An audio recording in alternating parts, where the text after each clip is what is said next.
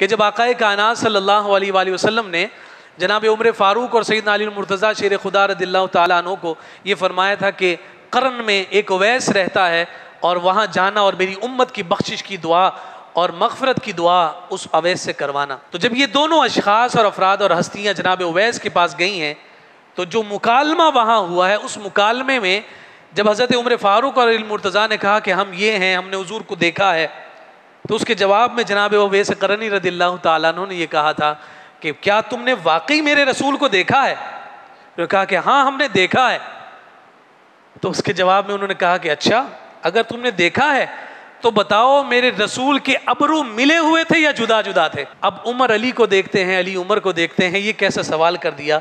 हमने तो कभी आंख भर के हुजूर का जलाल और जलवा नहीं कर सके कि नूर की इतनी रानाइयाँ थी कि आंख जो है हुजूर के हुस्न की ताब नहीं लाती थी। ये कैसा सवाल कर बैठे। अब कहें कि मिली हुई हैं तब भी नहीं जो है कन्फर्म, और अगर कहें कि नहीं मिली हुई तब भी कन्फर्म नहीं है।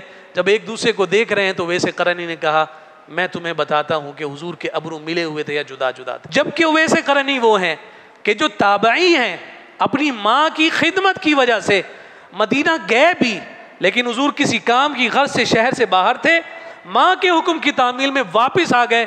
सहाबियत के मर्तबे पर तो फायज ना हो सके, लेकिन हुजूर का हुस्न बयान कर। तो अब उन दोनों अशख़ास ने, उमर और अली, कोई और मामूली हस्तियाँ नहीं हैं जो सुबह शाम हुजूर की बारगाह में बैठती हैं, उनसे कहने लगे मैं तुम्हें बताता हूँ हुजूर के अबरू मुबारक कैसे थे। कहते हैं कि दूर से देखते थे तो ऐसा लगता था जुदा जुदा हैं, करीब से देखते हैं अबरू मिले हुए नजर आते। अब हज़रत उमर और हज़रत अली ने जब दरियाफ्त किया कि आपने तो कभी देखा नहीं, फिर इतने वसूख के साथ कैसे बयान कर रहे हैं? फरमाया देखना और होता है, दिखाना और होता है। तुम सुबह शाम मुस्तफ़ा को देखते हो, मुझे मुस्तफ़ा रोज़ाना अपनी ज़ियारत और जलवे करवाते हैं।